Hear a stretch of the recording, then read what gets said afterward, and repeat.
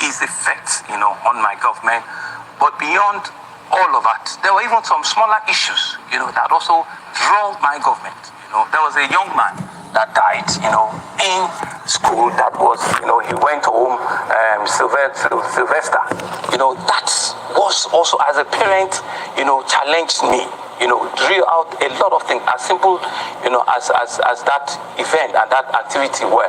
Lagos had all sort of, there were times when people tell me, Sanwo-Olu, water is taking over, Lekki, and we're in river, and the rest of it. So we went through all of that we cannot, leave, our places.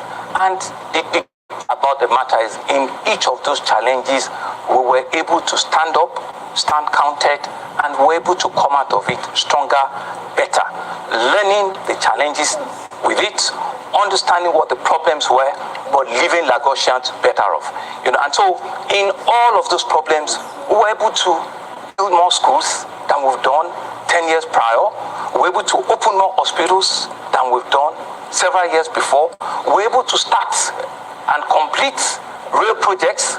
We're able to build, more facilities that now sees a robust integrated transportation, solutions. We're able to hand over, at that time, 14, 15 jetty terminals. We're able to also ensure that, we take a decent amount of our people out of poverty. We're able to recreate, how we should respect ourselves in public spaces. At one field sweep, we procured, we brought in over 64 new fire engine trucks. We're able to, escalate, what defines a mega city, like the size of Lagos. What makes a city of our size resilient, livable, and compared to mega cities of the world like that. I know throughout those 4 years and more, even into 7-8 months now, we don't sleep. Ruben, we don't sleep. This morning alone, there's been a building collapse, and we have to respond. This morning, based on the rain, there were renovations that were going on, right? And of course, government officials, there was an ongoing renovation construction collapse. Yesterday, Ruben, the woman delivered at the bus stop in Lagos. Our emergency has to respond to it. We're able to save the child. Unfortunately, yesterday again, right, there was a boat mishap. 17 passengers, 15 were rescued. Almost immediately, we lost 2. The 2 probably I'm still investigating. Maybe their life jackets were not fully fastened on. Maybe their life jacket has been defaced, that they couldn't hold them. Something must have happened. Because one of the things that we said is that we will ensure that anybody that is on our waterways must obey the safety rules and must come out of it safe. We're not about excuses, we're about to solve problems. In 24 hours, I can tell you those are some of the things that I know that has happened in the city. Several, issues also, that will be coming up. That's how Lagos is. And we have to have the capacity to respond. One of the things that we've done is you need to do what we call build redundancy. You don't need to wait for an emergency to happen for you to be able to respond. You don't need 64 fire trucks of engine, because all the 64 will not work at the same time. But position which they are needed, they can come out. Ruben, I will also tell you, 2 weeks ago or 3 weeks ago, there was a fire incident at the old Mandela's building. We have a fire engine that can climb up to 16 floors. We were able to bring the fire down, the ones on Broad Street. But guess what? Once they wanted to come to the back, because of the behaviors of our people again, they have blocked the road, they have built on the road that leads to the back of it. The engines couldn't get there. And that prolonged, the ability of our first responders to bring down the fire within, the needed time. So it lingered on for a lot of hours, and that led to, a lot of further damage on the city. That is how I want to, sum up how my journey has been. It's been ups and downs, but I leave it to Lagosians. I leave it to all of you sitting here to be able to write the story and write it well. But what we will do is that for every day we have, we'll not shy at ensuring that we put in our very best. We will ensure that the best, is for the best amongst us. Like we keep saying, it's not about what we know. It's about our sincerity of ensuring that everybody that parts our way, right, get the best of our service. And we'll leave the rest to history to judge us and to be fair, to us. But we're not stopping. We're believing that we still have another opportunity. I want to thank Lagosians for that. Things that we did not do well or that we not do fast and quick enough, let us be able to finish it up within the next 3 years. And we're not going to give excuses. We're committed, we're self-motivated, and we'll do that for our citizens in Lagos. Okay, so perhaps, Mr. Governor, one of the things that I don't know whether you forgot to talk about it, but I would like you to speak to, which was one of the things we perceived to be another low point. It comes within the electoral cycle, before we talk about current reality, and which has to do with the stoking of our fault lines along ethnicity and religion. And that was big in Lagos. I don't think Lagosians saw as much response to that as a build-up to that election as they expected, given the fact that Lagos holds an excellence perception as a cosmopolitan city. We know there are indigents, of course, but it's been populated with a lot of people. So I would like you to speak to that particular scenario. We had people who threatened people. We did not see as much of consequence for bad behavior as we should see. And maybe you would like to respond to that. Jeffrey, we did. We spoke up. We actually challenged people, and we're able to say to them that we cannot be defined by those moments. In politics, everything comes in, right? Governance will stop at some point, and people play politics. And politics is a very dynamic thing. People will view things differently. There were a few things that were going on. At the federal level, there was a complete change of government, right? And it was also at a time in which a lot more people, right, became, rightly so, aware and wanted to have a say and have a view in government. Secondly, it was also the first time we're also testing, the laws governing our electoral process. It was the first time in which we saw candidates being emerged even a year before the real elections, were up. So there were a lot of trials and, up and downs that were on the game there. And there were lots of new players, that needed to come on board. Social media was the very first time in which it was a major player, rightly or wrongly, because you will know that as strong as social media has been everywhere in the world, it also has its own pitfall.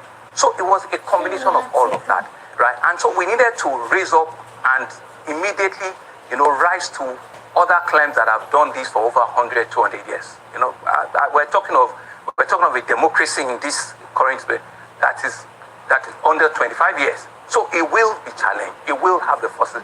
But one thing, was for us, which you spoke about, as a governor, as the sitting governor then, I didn't control any of those things. I stood to say that this is a level playing field. Let people be able to freely express themselves. Of course, there will be people on both sides that would be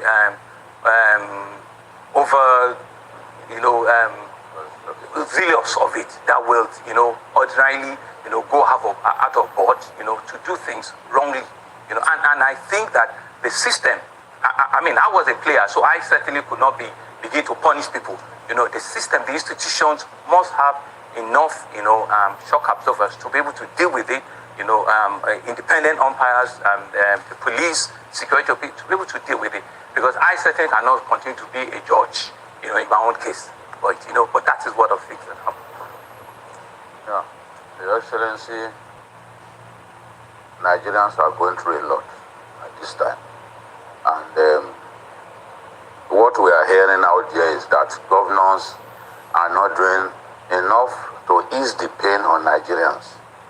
They are saying states are earning far more than they used to earn from the distributable revenue from FAC, but that they are not doing enough.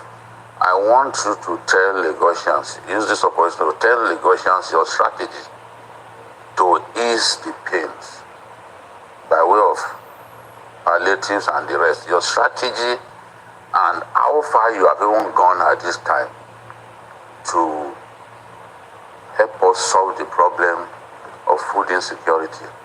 How far have we gone with the Immortal project, for example, which will help us produce a lot more tons of rice Thank you. than we have currently. I think first is really to express one's deepest empathy with our citizens. To say that one is not aware, to say that they are not unmindful of what or where we are, would be completely insensitive. So I want to, also look straight in camera and say that indeed we all have a responsibility to do a better job, of ourselves as leaders. It's for us not to give excuses. It's for us to be able to solve, our social economic problem at this level, and be able, because what is the essence of governance?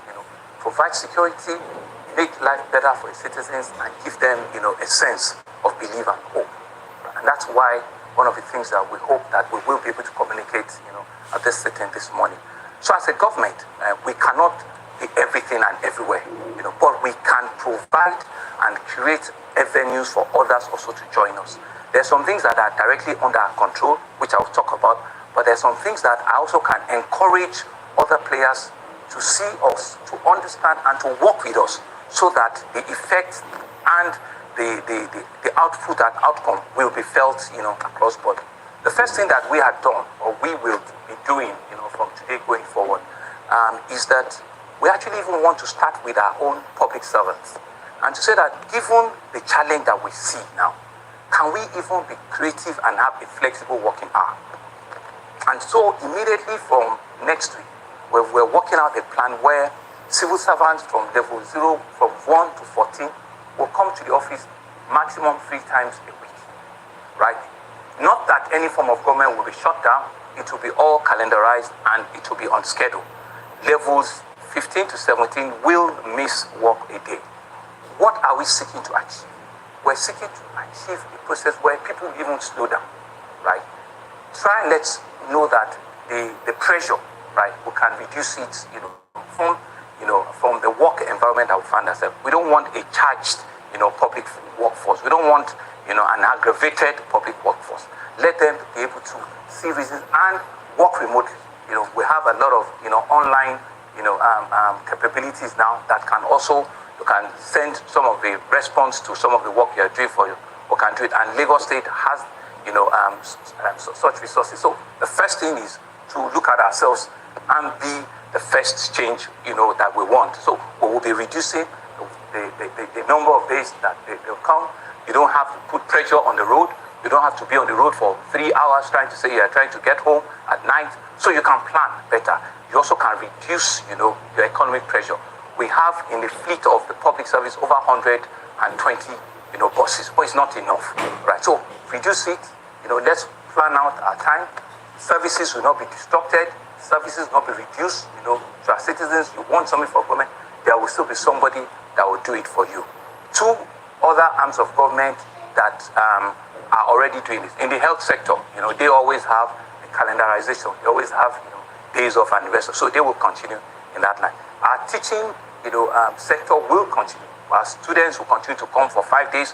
We'll work out an additional transport support for our classroom teachers to ensure that, they keep the 5 days, because we know that these pupils have exam time and the rest of it. So we will continue, to keep that. So that will be the first baseline, for us to be able to reduce the pressure and the tension that we have amongst ourselves.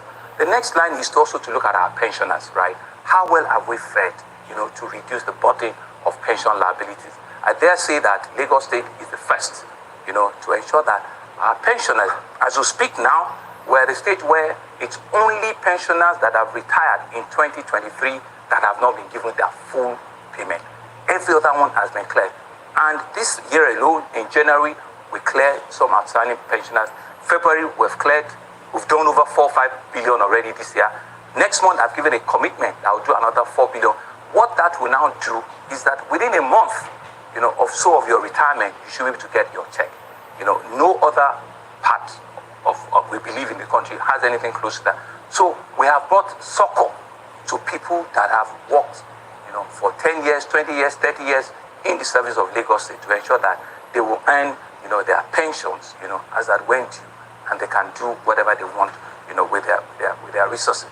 That's on our public sector side, and it's across the civil service, the local government, the health sector, the teaching service. Is across board. I write and ensure that nobody is left behind. Now going to to our citizens, we started something last year from August, where we had a 50% reduction on all public transportation, right?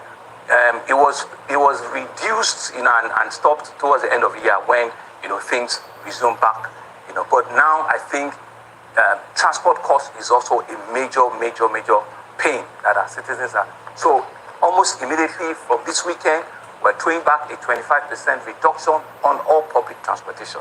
But we're working with the various unions to ensure that we also can support them. But on our BRT, on our trains, on our ferry services, you are going to begin to enjoy that almost immediately from this weekend. I've given instructions, and so they are working on the logistics for that. On the food palliatives, which is one of the ways in which we also can intervene, right? As we speak, I'm expecting over 100 trailers of rice coming, up north, and I will explain what is happening to our own, meal in a short while, And so we're doing this at 3 levels.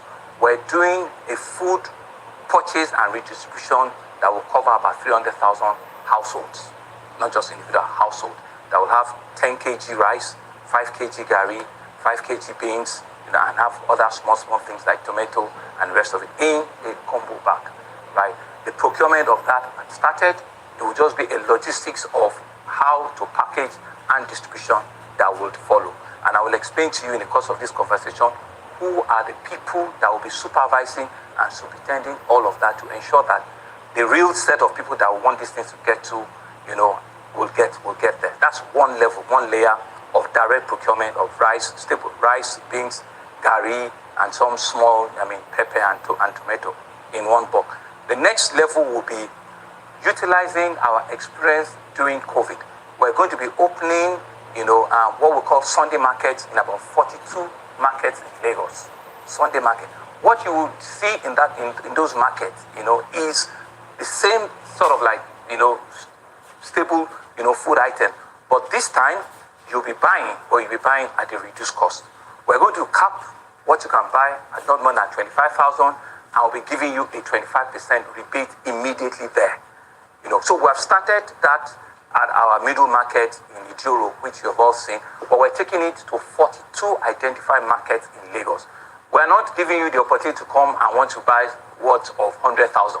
That means you are Ruben, you have the capacity.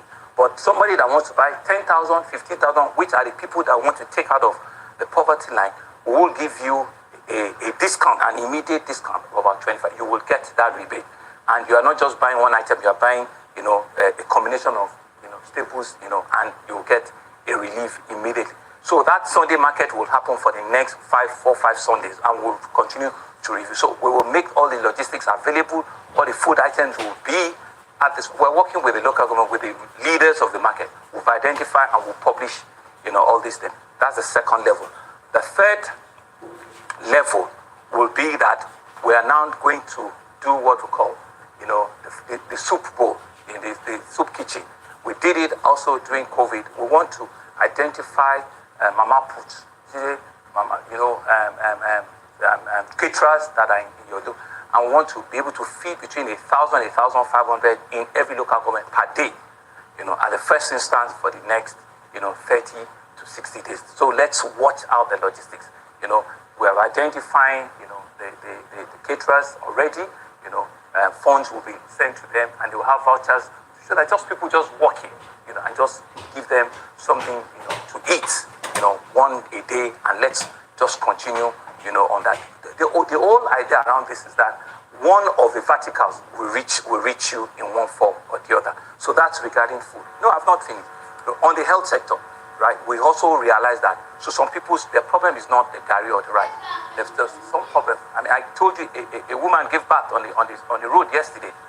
Why should that, be a case? Because it could be pressure, right? So immediately, where all our 31 general hospitals will be given free child delivery. Either do it normal birth or cesarean birth, we will take up the so that we reduce the pressure, on our people almost immediately. We are also working with them to reduce the cost of some particular types of drugs, hypertension, diabetes, and we can give a rebate at our hospitals. We can give a rebate. So we don't want that to be thrown out, So we're planning to give, to work that with the hospital and give, a rebate on that. That's number 2. Number 3 is that our 6 health districts, we have 6, we are the only ones that have that in the country, by the way. We have 6 health districts which are headed by permanent secretary. Over the next 3 months, they'll be doing what we call the health mission, twice a week. On an health mission, they'll put up the canopy, doctors will be there, nurses will be there. People will just come in, about 1,000 people, 2,000 people will come and get an health check. Maybe you're diabetic, you're hypertensive, check your blood pressure, and they will give you medicines, based on what it is that they realize, is wrong with it. And maybe some eye, testing. I'll check if we have, enough of that to go around. So all that will also go around concurrently, in the health sector. So you will see that in any form, if the food or if the transport, if the hospital doesn't touch you, one thing will touch you. We looked at education as well. Out of school children, what are some of the challenges? They said they asked parents to show evidence of a tax payment of about 8,000. Let's remove that. Let's get parents to bring their pupils back to school without necessarily needing that burden. That's on the education sector to enter, and to ensure that they can bring, their kids, back to school. So you can see that, we're cutting the interventions, across various sectors. We're cutting it in health, in education, in transportation, in agriculture. So we believe that in one form or the other, you will have succor. You will have something that you can take back, and you see that this government is working with you. To answer the question around the rice mill, so the challenge that we have is that is the biggest mill in the country. We're challenged by feedstock. It's paddy. We have 2 aggregators, FX, and Lagos Commodity Exchange that we've given commitment to look for paddy for us. One of the things that has happened is that paddy is not easily growable in the southern part of the country. We have farmland in Ogun State. We have farmland in Osun State. We have the small ones in Lagos. But it cannot meet up with the size and the capacity of the mill, right? And one of the things that we realized that, even up north, there are a few issues around paddy. So for our mill, we're going to be having a conversation with the Minister for Transport and with the federal government. If they can permit us, to do a one-off, importation of paddy, the mill that we have there can take 2 vessels. They have enough salary that will take 2 vessels of paddy. And that can take us for 8 months to 9 months production of close to 2 million bags of 50 kg. So if we have that exemption, so that we can use that, to encourage the rice farmers, to still, because what we hear is the challenges of people not going back to the market, not going back to their farms on time, and so we cannot get, enough money. In fact, to say to you, sir, some of the parties that we're expecting from the north, we even have to write to some of my colleague governors for them to give us passage to be able to drive down this paddy, because the conversation is like some are being smuggled out or something. We don't want to listen to that. But it's a long journey, 800 kilometers, 1,000 to drive down, and because we're waiting. It's not a mill where you can kickstart, stop. If you're gonna run in the ground. So we need to have, the silos there are 16 massive silos of almost 32,000 metric tons. 2 vessels of paddy can fill up that place, and we will be able, on a very large scale, be able to populate, the citizens, with stable, food like rice. So we will be pursuing that opportunity, with the federal government, right? And I'm also using it. I'm speaking publicly. If there's any paddy aggregator or any paddy rice that they know that they can send us down, we're willing to buy. Our funds are out there, to buy this paddy. So in a medium to short term, these are some of our solutions at ensuring that we can, in all of the verticals, we can touch, our citizens in one form or the other. But the question is the how. To make it a lot more very transparent and be people-driven, right? we have used a mechanism before, which is we had all the trade union members, we had the religious leaders members, we have the CDC, CDA as members of the monitoring and the distribution channel. But immediately today, I'm also setting up another economic advisory team. Well, I don't want to use economic, but like an advisory team that is bipartisan. I've identified, the secretary of PDP, for example. I've identified the former chairman of the Labour Party that is in the House of Rep, for example. I've identified Mr. Odumakim as an example of civil society. The chairman of the Guild of Editors will join us. The chairman of NLC will join us. The local government chairman will join us. The chair of the local government will join us. A representative from the House of Assembly will join us. One religious leader, a Christian, Muslim, and deputy and I will form the team.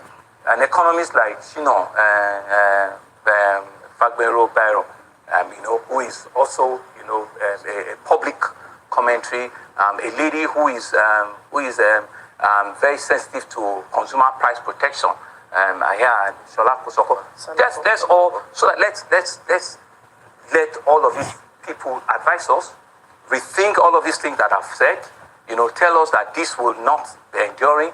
Think through this, right? But also ensure that the distribution is completely not people that knows the governor or knows the deputy governor, so that we can, be transparent, with our intentions, of helping Lagosians out. And it's also an opportunity for me to advise, other sectors. Like I said, government is just one arm. Everybody knows that government is an enabler. We're not the real, employer of. So MSMEs, let's be creative. If you don't need to have all your tailors come the same day, be very creative.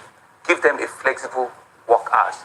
The private sector comes, right? It's a time where we need to, as stakeholders in this country, we need to reduce the effect of profitability and keep life alive, right? It's not all about shareholder value again and ensuring that it is profit for our stakeholders. No. How about the citizens that have been very committed, purchasers of your goods or consumers of your product? At what point in time can we all, just slow down and ensure that we can give back? We did it during COVID. As a city, as a state, we all came out to support ourselves. This is also a clarion call. And what is happening is not peculiar, to Nigeria alone. It's everywhere, and every country has to, think through, come inside and think of a local solution. And that's why I'm using this opportunity to call all my friends in the private sector. Let's think of how to support them. This morning I called one of them again. I said, I need about 100,000 boxes. Spaghetti, Indomie, and the rest of it. Just give me a combo. 100,000, not for sale. And these are some of the things that we're going to be, So the logistics of that, we'll see it in the next couple of days. So do something like that. Look at how you need to help people to keep that your factory safe, to keep that your office safe. Because it's only when the city, is peacefully safe that, we can all begin to talk about profitability and ensuring that we have, shareholder value and the rest of it. What we're going through, it is a time for all of us to see who can play what, and let's, be able to hold each other and know that there are no difficult times that stays forever. Even spiritually, there are times of famine, yes. Right? So it is that time in which we need to just pull back, weather the storm, and then believe that, things will turn around. No situation stays forever, but it's the ability to weather the storm during those difficult times that truly, really defines, mankind and humanity. Okay, Mr. Governor, during your first term in office, you launched the 5-year agricultural plan to end in 2025. Can you do an appraisal of that plan? And did that plan actually prepare you for the situation of things right now? Thank you very much, Ola. So there's something that we've done that we're indeed grateful that we're able to take those opportunities. And you're right with our plan. In that plan, one of the things that we said, I wanted to provide food security for Lagosians. We realized we're a commercial city.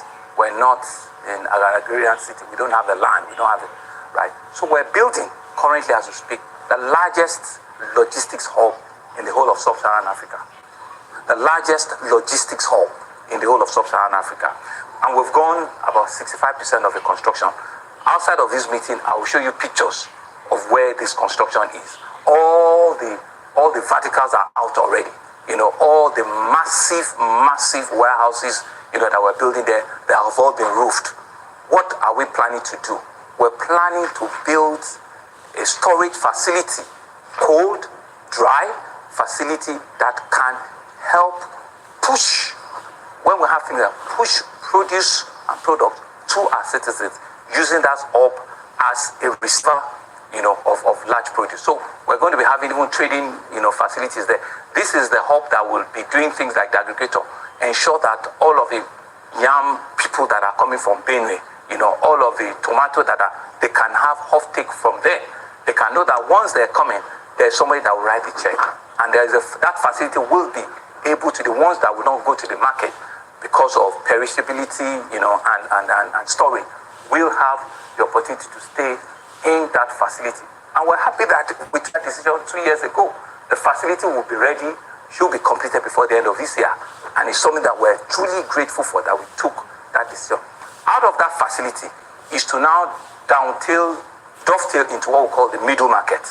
The middle market, one of it is what you saw or you are seeing at Iduro, which is where you can see exchange of purchases. As we speak, we're building 4 concurrently. We're building as we speak, which will also be ready before the end of the year. On that 4, we're identifying 7 other locations that we also can build. It's still part of the plan. So we're building in Aja, we're building in Abulegba, we're building in Agege, and I think maybe another one in Kurudu. So 4 concurrently to be able to recreate what we're seeing, in Iduro, and identify locations for additional 7. The last vertical on that is now we now begin to build corner stores, at various locations. Those are smaller, so that we can see the entire value chain, of food produce being available. You'll see fresh tomatoes, you'll see, fresh, pepper being, distributable in a very clean, hygienic environment, for our citizens. That's one. Secondly, right, on the meat value chain, I think the total countrywide consumption is under 4 million heads of cattle, per year, about 3.7. Lagos in itself consumes about half of that. We consume about 1.8 to 2 million heads of annually. So we need to be able to do G2G with some of our, northern states, and if time permits, even, other countries up north, and see how these things the fatting can be grown, and ensure that there are offtakes in Lagos. In the logistics stuff that I'm talking about, those are some of the things that you see in the cold storage, right? And so we're also doing a small heads, so that we can hold them here, and sort of like also fasting them for another 2-3 months. We have all of that in Ibudu, and we're putting up small ranches that once they come in, you have an overflow of 20,000, 30,000, we can retain them there. So the plan is for us to be able to fairly determine and see that we can plan for food security of Lagosians, right? On the final part of that master plan is also to encourage our citizens. There's what we call, urban farming, right? Ruben, at the small courtyard in your house, put tomato, put pepper. It doesn't take a lot. At the end of this session, I will take you around this state house. We have fish pond here. We allow chicken that produces egg. Yeah, we attempted scenery to grow snails. That didn't survive. First it couldn't survive because of the ants that came down. So we have small ones that grow fertile. It doesn't meet the entire need, but is an attempt to say that, even in your urban space, you can do a little thing. So it's really around, an end-to-end thought, at ensuring that let us eat what we grow, let us grow what we eat, and just take up this challenge. It's a clearing call for all of us. Take up this challenge and let's all of our, spaces that we have in our houses do something. It doesn't take, a whole lot, and it just reduces the pressure, of you needing to run to a market or you needing, to look outside, and see solutions. So Shola, that's our plan, and we believe we're on the track. By end of next year, we'll review it. All of these markets that I talked about will have been, up and running already, and we'll see what are the additional things that we need to add in or take away from it. Listened to the various interventions across various areas that you have talked about. But there is a certain contradiction that I think maybe you help explain to our people, which is about your government's program with regard to urban regeneration or urban renewal. Some people say, in terms of their reaction, that those programs that they have seen look like an assault, one, against the poor. All this clearing of under bridges, all this closure of business places, at a time when inflation is over 30%. And then demolition of houses and some structures that some people say will seem to be targeted against non-indigenous. So these two issues. Because some will say, yes, these interventions, but Thank you very much, Ruben. Just to also re-emphasize, the building that collapsed this morning, right? I'm sure it's not an indigent issue. A real building actually collapsed. Thankfully, there are no fatality. But if people were there, that's the end of it. No stories. A building actually collapsed this morning. So we're not being emotional. We're being factual. A fire incident actually occurred 3 weeks ago. It's an 18-story building that changed the livelihood of a lot of people because of the carelessness of some people. It has nothing to do with ethnicity. It has to do with we ensuring that, one, we can put off the fire in respect of who or where you come from, have the capacity to respond to that call when it happens, but more importantly, create a space where it doesn't repeat itself again. So after it happened in Lagos Island, and my last part people went to now clear the entire store on that right of way to ensure that any tall building in event, because that's why I talk, you don't know when these things are going to happen. So you don't wait and phone and say when this happened. No. Clearing those roads now, we're not asking who owns this shop, where are you from, which village did you emerge from. You have contravened our planning rule. You have obstructed, government from doing their work. So we have to reverse back to the original plan that we gave you to build. That has no measure of sympathy or emotion at all.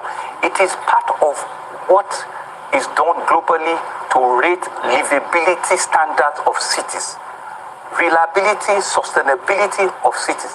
By the way, Ruben, they made us 18th position globally early this year, right? That Lagos is one of the preferred cities to stay in the world. That just didn't happen by we sitting back and not doing the right thing. The right thing to be done, right, are difficult things sometimes. They are the things that will appear as if it's not very popular, but it's to keep, the city safe for all of us. The greatest good is for the greatest number. It is not about the face of who the person is, but about ensuring that we live, because the rule of law is one thing that we cannot, compromise anyhow. When people, I mentioned it when you said to me that I should rate my 4 years. I told you that people on river, they say, come and see Sanwo-Olu, this is river, we're only on boat, those are the things that happen. People deliberately built on the right of way for drainage canal. Lagos is below the sea level. So those waters have to go, they are like flash, they have to go, come back from and go back again. That was all we did. There are some officers of government, officers of this government, that their houses went down. Their houses, they wrote that there's nothing, it has to go. We are not taking your house. If it's only one room that we need to take, we're not out to take the entire 4-bedroom. If it's only one room that contravenes, we'll leave the remaining 3 rooms. You can reconstruct and come back to your 3 rooms. But the ones that is on our line, we will take it, and we don't have it.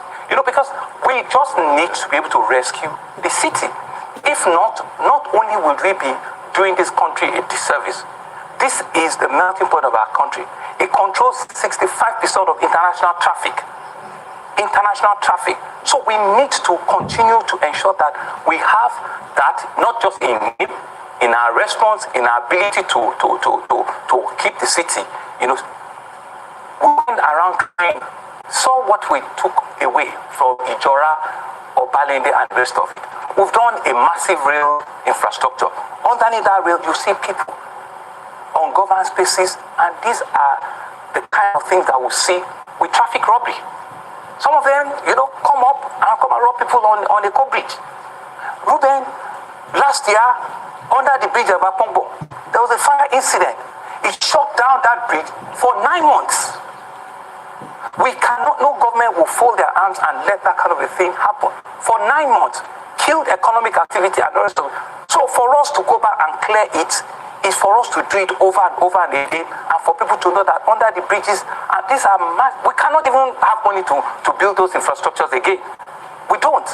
So we have to protect what we have to ensure that these buildings can last 100 years, 20 years.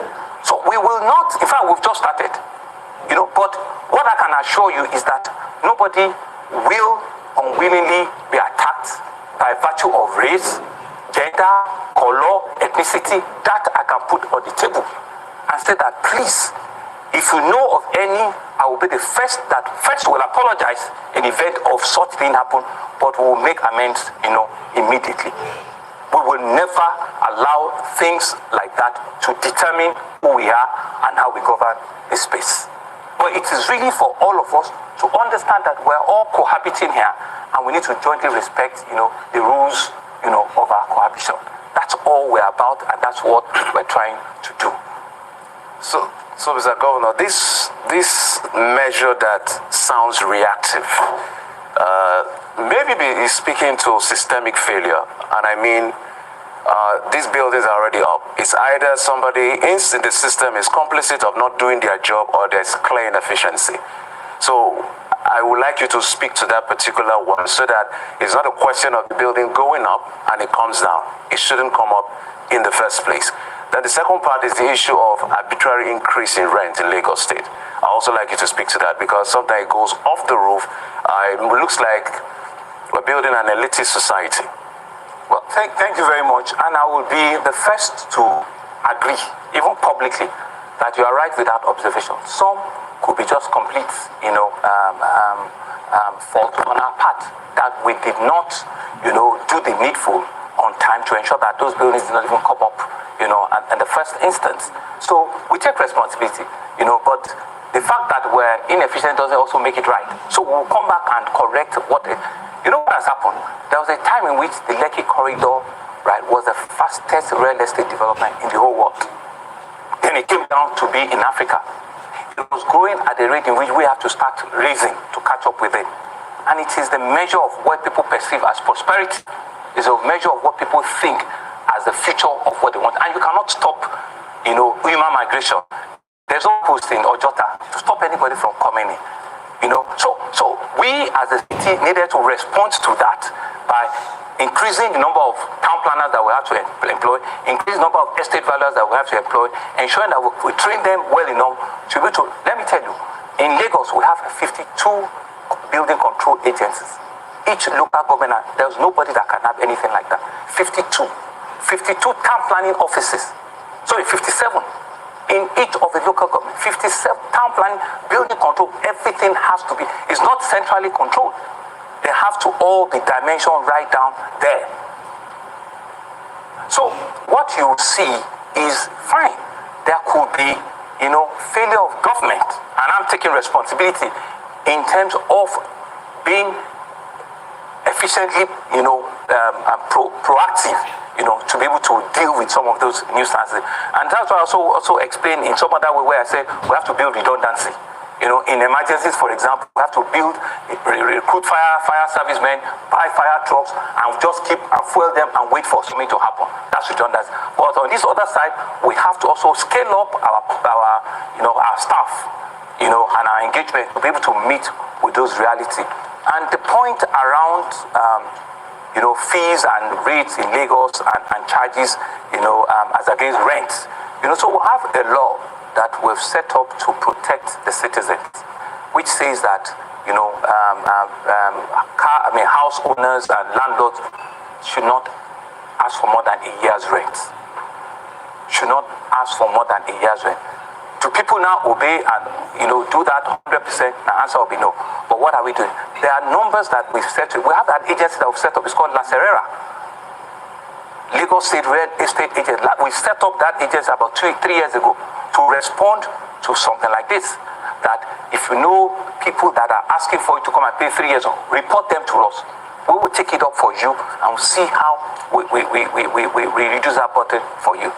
The other part of it as against the increment, we also cannot play in a demand and supply, force. The only other thing we can do is how well can we also provide, intervention houses in our rest. And we're doing our best.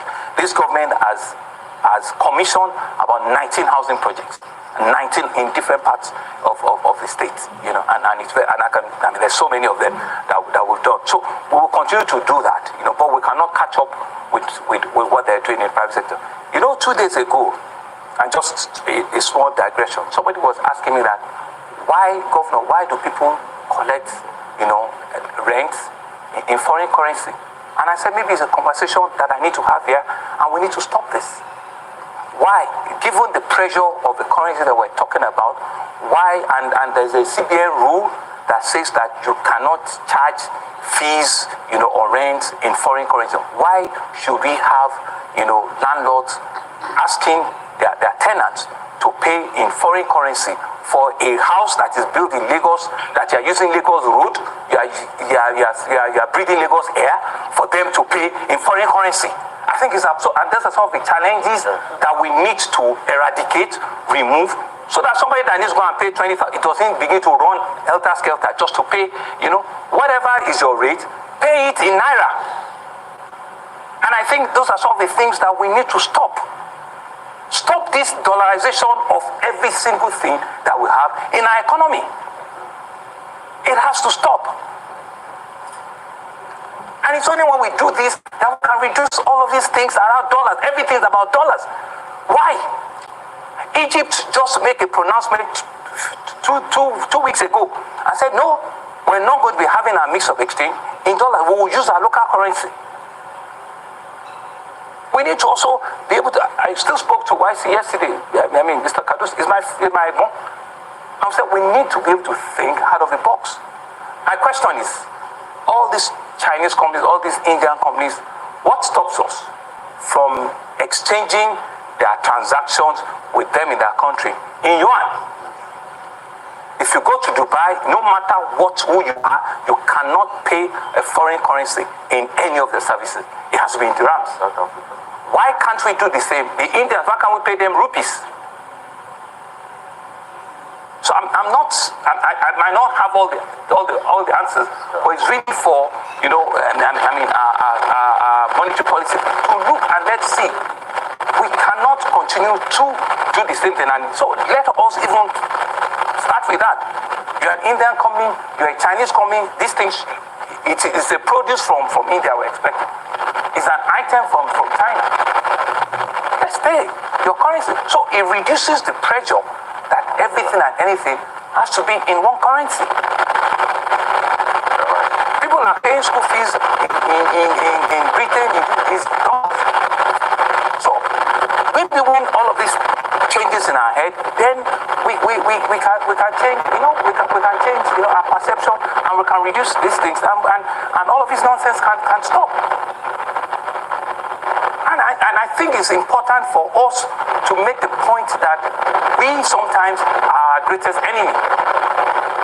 Government, yes, I'm not going to absolve myself, and at the leadership level, of some of the things that I've not worked with. And government needs to also be able to transparently communicate. Let's say it and let people understand what the challenges we have, what the issues are, so that not empathy, but they can say to you, ask for the job, go do it, but at least communicate. Let me take you back to a little bit of Jeff's question. Do you honestly think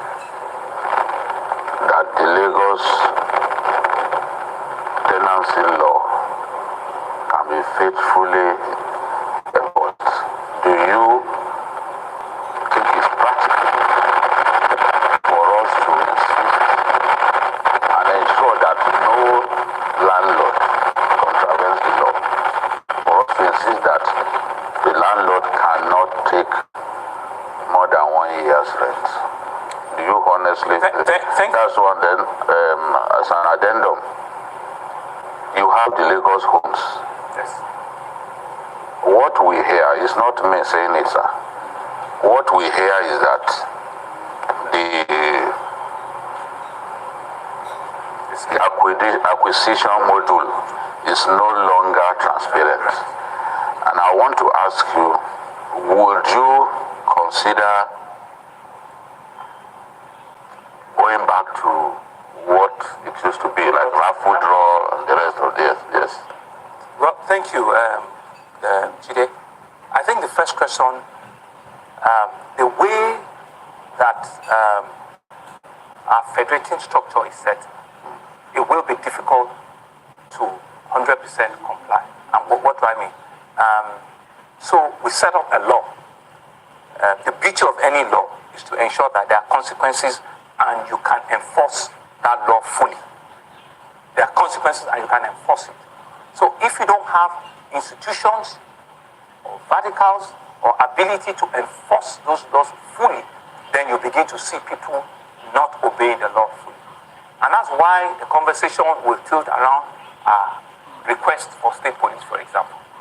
Right? If that, which I hear that we're considering very seriously, if that comes to bear, and I have a city like this, and I know that for me to be able to have a city that I'll be proud of, I need to have 50,000 policemen in different forms, being able to go and ensure that our laws are fully implemented in whatever form, right? Then it becomes a priority for me to deliver on that basis, right? But once I don't have the instrument or the ability to enforce some of these things, then it becomes, a lot of challenge, So the answer to it is that that's why all of the things around ensuring that we have, the ability as subnationals to be able to take this thing to a logical conclusion in terms of policing, in terms of enforcement, it will stay. Because the moment somebody knows that they can't even come until, they will not push up, then, there's always a likelihood that they will get out. But once you make a few people escape and examples and rest, and everybody will sit up and sit right, and ensure that the right thing is done. So the answer is we could get there. We could get there if all of these things, change because of time. Because I know that, one of the greatest things that help development, in nation is rule of law. I'm not a lawyer, but I know too well that once people can respect and obey and understand that there are consequences for action, then people will think twice. Why do you think that, in big nations and first countries that we all, talk about and look forward to? It's because, it's almost, certain that if you flout a law or something, there is a high consequence that you get picked up and you will come after it. Then you will correct yourself. So on the second part around, the Lagos own, I have also heard, and I think it's a shame because I was in a government when we set up, all of these ideas, and I will take it up. I will not come here and say that, it's all 100%, and that, it has not been, a big challenge, and these are some of the problems, of our system, that to ensure that once policies are working, you don't need to change it. You don't have to begin to want to think out with it. I know that we usually do like a transparent, you meet some criteria, there's a transparent, lottery process that throws you up. So the general manager maybe needs another job, because it's also a call, to reflect, but we'll take it up. And thank you for those observations. Thank you. Okay, Mr. Governor, permit me, because Jide took you through that route, so I would like to just find out what's your take on state policing? Well, like I I said, I'm an advocate for it. I believe we needed it like yesterday. And so the interesting thing there is we have what we call the neighborhood watch. Ruben were together at the Security Trust Fund, board, and we both served, diligently, and I imagine honorably on that board, Dr. But thank you very much for your service at that time. But that neighborhood is still functional, and we're happy. About 6,000 of them. The good news is that I've given approval for us to recruit additional 4,000, 4 to 5,000 actually. I've given them approval to employ, and this is job for our youth, this is job for our able-bodied men, and so out of that number, we'll give some to CBD, we'll give some to KAI, but a significant chunk of it will be in our neighborhood. And what that means for me is that if they give approval for state police today, I have 10,000 men that I can further train and get them ready, and these are people that know the entire community. They are people that knows, every nook and cranny. In fact, at some of our state security meetings, they give us intel. They give us all of the black spots, all of the things that are happening. They provide those intelligence for us. But it's just that they don't have, the constitutional means to act, but they can give us, what is happening in all communities and regular police nothing. So you can imagine if that is now turned around to be a proper law enforcement, with all of the apparatus of state organ, they will hit the ground running. And we can, on our own, have a plan to double that number, and to take it to a number that will make policing effective and efficient for a big city, of our size. So yes, I'm strongly for it, and I'm waiting for it. Well, Governor, at some point in the course of this conversation, we'll take one or two questions from some of our colleagues who are in the studio with us, who may have one or two things to ask. But before then, I'd like to ask you this. You talked about infrastructure, and I want to focus on transportation, which is the number one item on the team's agenda. Now, we've heard about the blue line, we've heard about the red line, so a lot of activity with regard to rail lines, developing better transportation. And then recently you talked about the Fourth Mainland Bridge, which, some people are not sure you will be able to complete within the remaining period in this second term. But a major concern is the condition of the inner roads in Lagos State. When you go to places like Ojodu, Aboru, even in Ogba, Abule Egba, you live in Ishari? Okay. Or Ishari, as he has mentioned. Those inner roads are not in good shape. Okay, in Ogba. Yes. So why are the inner roads neglected? Well, thank you, Ruben. And first, to go to the transportation infrastructure that you talked about, I'm happy we've been able to advance, a lot more resource in that area. And if I might use this opportunity to say again, this government is excited that we will be commissioning, the red line rail infrastructure. In fact, exactly a week today, on the 29th of February, by Mr. President himself. He has graciously agreed to honor us with his presence, and the reasons are not too far-fetched. Lamata, which is the arm of the Lagos State that started it about 20 years ago, coincidentally and fortuitously, Mr. President was the governor in the state that set up Lamata. So, in a way, this is his baby that has lived to an age that he also needs to be proud of. So the red line will be the rail corridor that we, this government, developed all of the stations by ourselves, within this 4 and a half years that we're where it's a little celebration, but we'll click glasses for that to turn our chest for that. So it moves all the way from Agbado in Ogun State, through Iju, through Agege, through Ikeja, through Oshodi, through Mushin, Yaba, and all the way to Ibutemeta. And you've seen that in that infrastructure, there are several overpasses that were also built. We've built bridges concurrently, in Lagos while we're developing this infrastructure. The phase 2 of the red line, because what you see in rail infrastructure is it must connect themselves. So the phase 2 of the red line will take off from Ibutemeta and will do an elevation and go and meet the blue line at the National Theatre. So we've done the record, we've done the design for it. It was meant to come to Marina before, but the cost and the level of demolition that would happen will be too much. So creatively, we now took it to National Art Center, where you can now hop on and hop off. You can actually transit, come down from the red line, join the blue line, and you can go either towards, Mile 2 or come to Marina, and vice versa. You also, if you're from Marina, you can get to Plemeta, come down, join the red line, and you're on your way to Agege and the rest of it. So that will connect, a complete loop, of a real infrastructure. Real everywhere in the world does not just start and end on its own. It must connect with some other real, activity. So that we're excited and we'll do it. But after the commissioning, we still have to ensure that we clear all the right of way. We work with NLC, because NLC also use the tracks for the Lagos Ibadan, movement, and we synergize on all of our on what we call, the real infrastructure movement.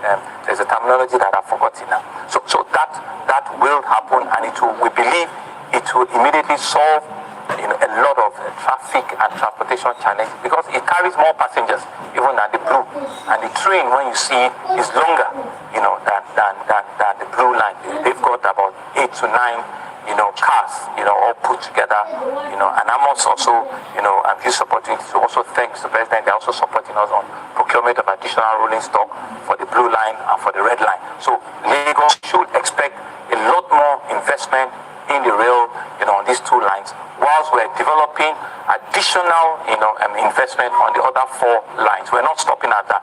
So, we've demonstrated our capacity and our willingness, so we're looking at other people to also help us with other development. But to the second question, around inner roads, it's something that we are taking up frontally. The challenge is that, Lagos requires, year on year, budgetary provision of, in Naira times, about, almost 5 trillion, if we do today, year on year, on road infrastructure alone. That is even more than the entire budget for us to be able to. And Lagos, in the last 10 years, we've actually built and laid over 10,000 kilometers of road. So those are big numbers, but because it's a city, not just a town, not just, it's a city state. So every part of Lagos needs that road. If you go to other states, so when you do in one state, at least you will drive 40 meters, you could do. But here, everything, all the states are all interconnected, and everyone needs to be developed. We're building up with it. We're working with the local government. In fact, right now, they've completed the plan to do 114 routes, concurrently, all the local government. And on that, we're also supporting with another 50 to 60. So in all, we should have about 180, roads working concurrently. That also will bring a bit of discomfort, because once we're also doing on these roads, you see that there will be closure, there will be, movements that will be impaired. So we need to plan all of these things in a way, in a manner that the country does not also reduce, the economic, viability of us. So it's hydra-headed. We are aware of it. We see these things, we know that there are things that has to happen, and also because, to also explain, the water table that we have, in our state is also very funny. We're not the state that is blessed with hard land. So very quickly, our roads also can fail, because of the water table that we have. So that's why we need to spend a lot more, preserving those roads. The new ones that we're doing, they are heavy concrete roads. On the Lagos, so there are 4 or 5, big concrete roads, so that we don't need to come back for another 50 years. But some of these ones, because of the size of bitumen that you put there, by the time it mixes with water and the rest of it, water and bitumen does not even, they are not friends.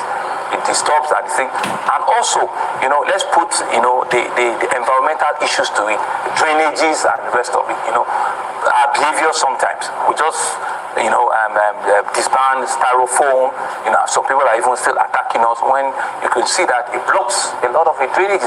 So once the drainages are blocked, water flows on the road that has been done. With bitumen, you start seeing the cracks. You start seeing the cracks, in no time, potholes begin to appear.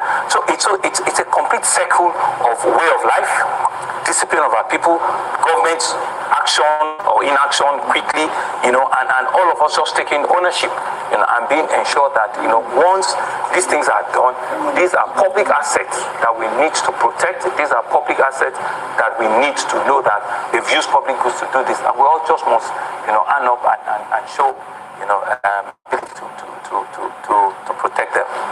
Well, thank you, Mr. Governor. At this point, let's go to our in-studio guests. If we can have one or two persons, but when those persons join us, we would expect that there will be no commentaries. The questions will be short, straight to the point. But before that, Geoffrey? Okay, I just wanted to build on some of the things that you said.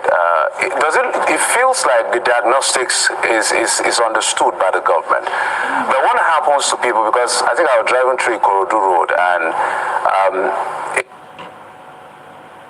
all the time. So the people that are constantly buffeted by these incidents every other year, is there something government is doing to actively help at least some level of succor for places where they feel in their own perspective that something has to be done? I'm not talking about necessarily all the coastal area that had that proximity to the water body. I mean upland in Lagos, because it's a lot.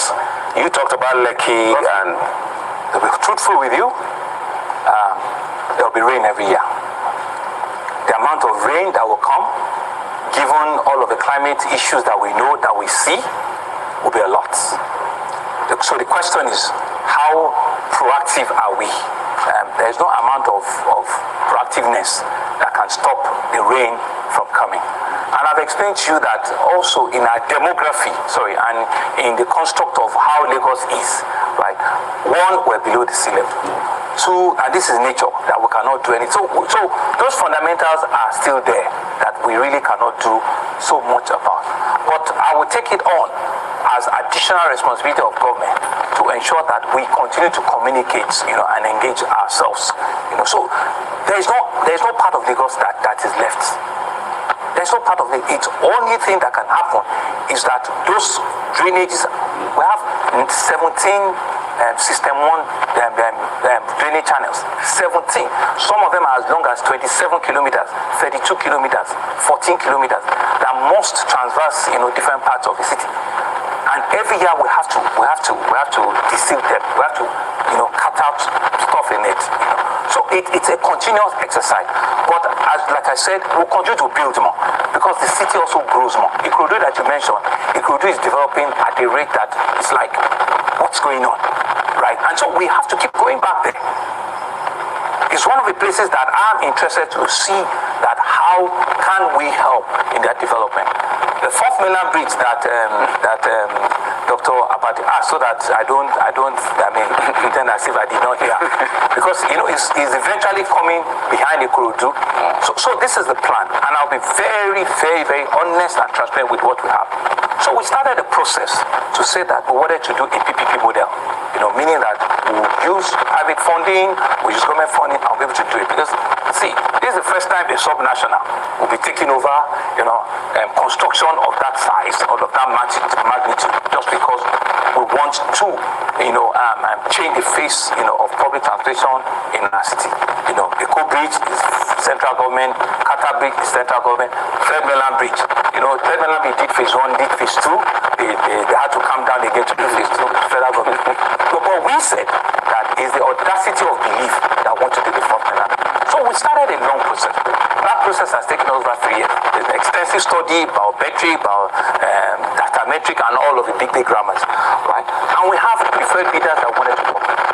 But what we're seeing in the last 2 years, the dynamics of funding has changed globally, right? The kind of things they're asking of us are things that we know we cannot give of them.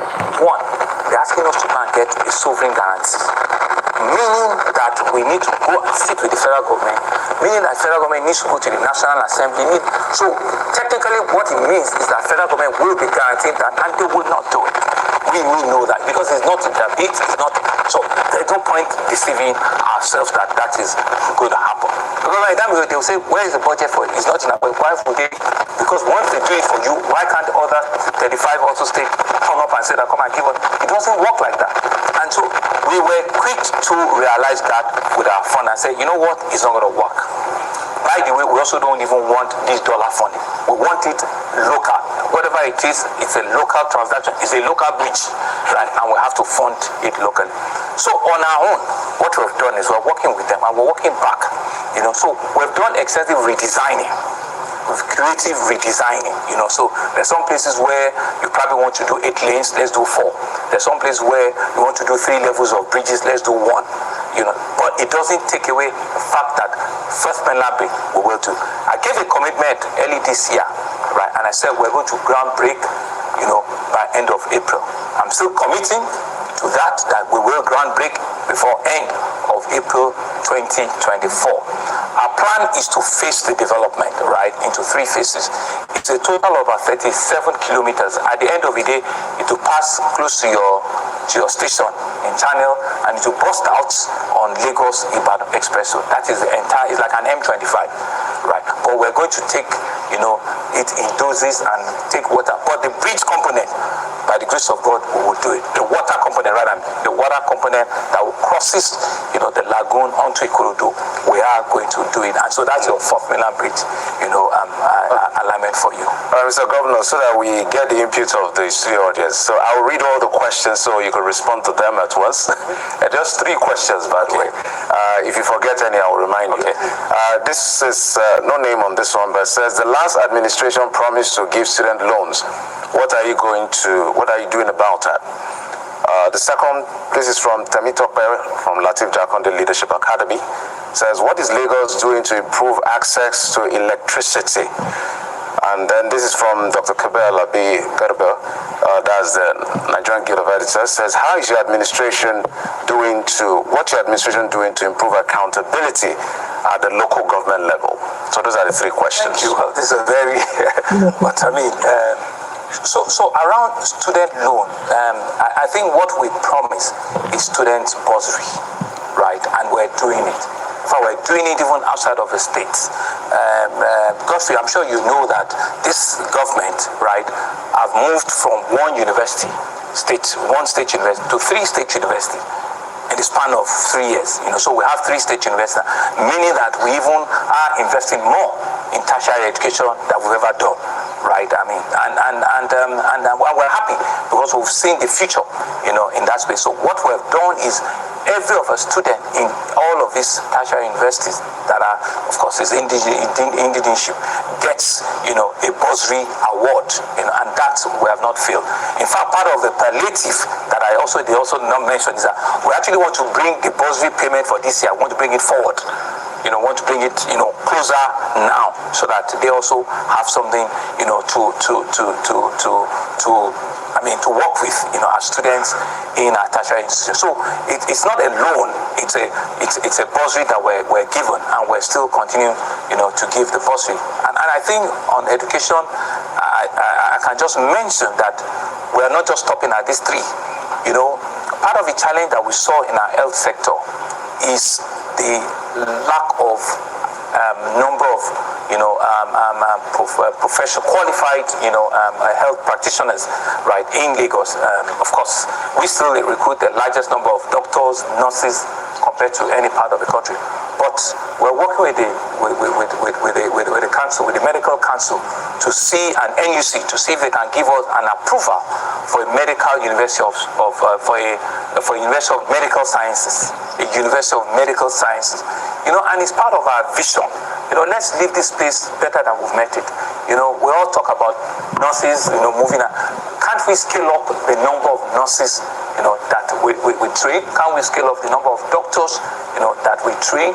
And the only way to do that is we believe we can also open, a medical sciences university, that we believe will also help, to meet, and to fill the gap, in that sector. So that's by the way. I think the second question was around electricity from Latif Jakonde Leadership Academy.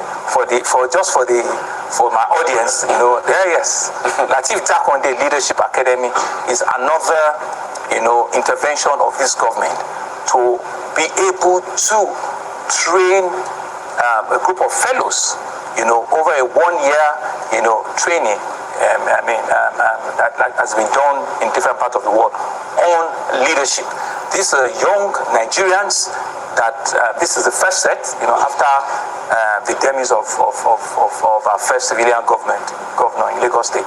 So there's a class size of about 35 of them or so, all of them under 35, or, all of them have been picked from different parts of the country, and they are going through a 1-year fellowship, in Lagos State, to be able to help them develop, not only political, economy, and leadership skills, and part of their training will also even include, study tours abroad, just to see how it's done. And so they are currently working in different agencies and government offices right now, and some also will work outside.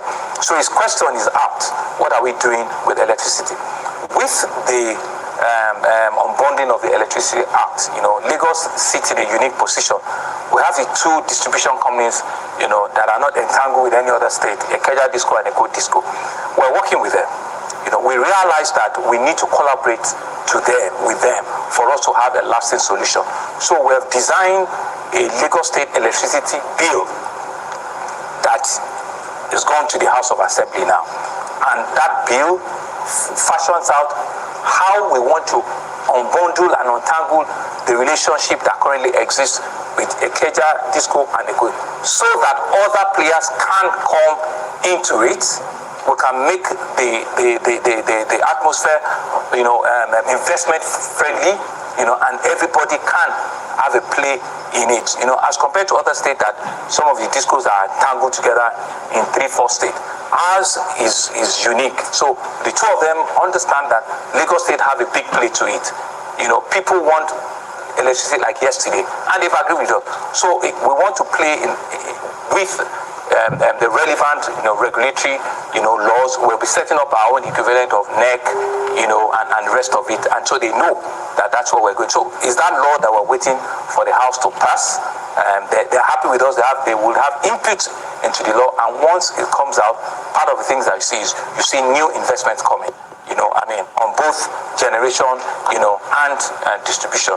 They still have, capacity to also grow, on their own. So willing buyer, willing seller concept will work, will play better.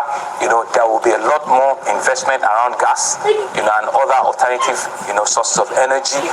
We in Lagos State have 6 IPPs that we also have that we're running on our own. So we are even a strong enabler on independent power.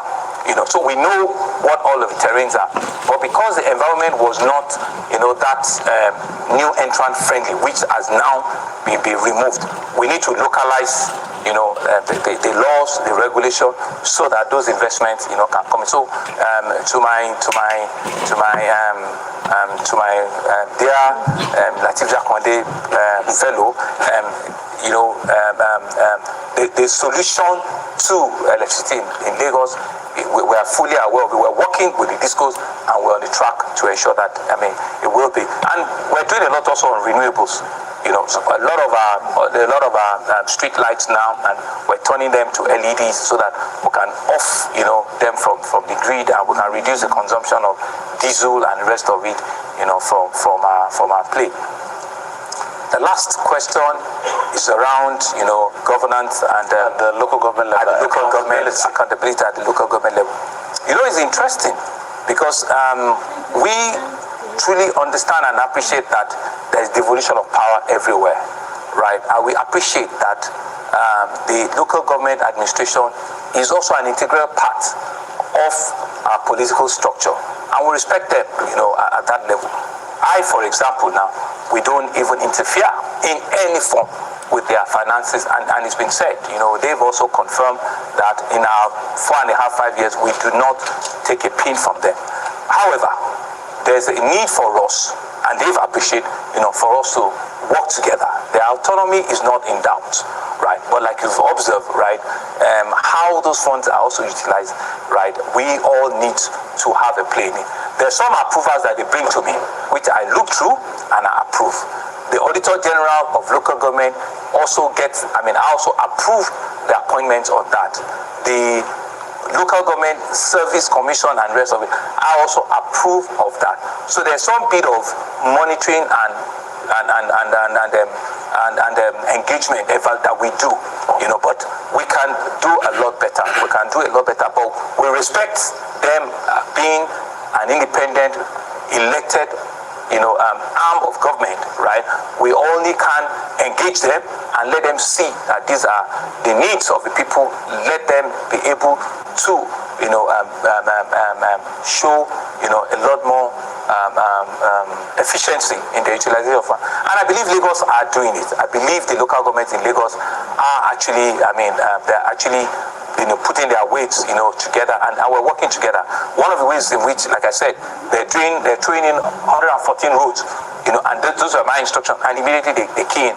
We want to jointly buy more vehicles for Security Trust Fund. They've keyed into it. I've bought about 150, they are bringing about 114. They key into it. So we do things together in that space, and it works well. In parking authority, we're collaborating. In advertising, we're collaborating. In waste management, we're collaborating. And that's how it's supposed to be, and we continue to encourage them, to work with us, because we have the interest of the populace, as a driver for it at the end of the day. Mr. Governor, the questions are coming, and they wave.